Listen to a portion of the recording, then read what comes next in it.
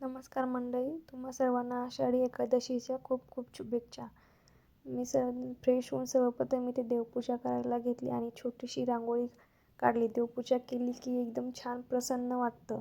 मग नंतर बनवायला घेतला आमचा सर्वांचा आवडीचा साबुदाणा. साबुदाणा म्हटलं की सर्वांनाच आवडतो. मग मस्त शेंगदाणे भाजून घेतली, लाल मिरची टाकली होती मी आणि मग उकडलेले आलू टाकून मस्त परतून घेतले.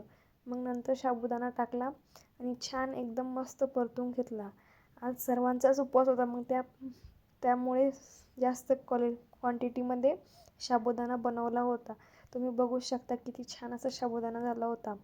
मग नंतर काय कपडे धुवायला घेतले. सकाळी ऊन होतं म्हणून मी जास्त कपडे धुवायला काढले. मग नंतर बघते तर काय एकदम अचानक हवा सुटली आणि पाऊस येत होता. मग म्हटलं काय जाऊ द्या, आपण तसेच कपडे वाळू घालू, मग नंतर बघूया. पण एवढा सारा आभाळ आलं होतं, तुम्ही बघू शकता. मग त्यानंतर छान असं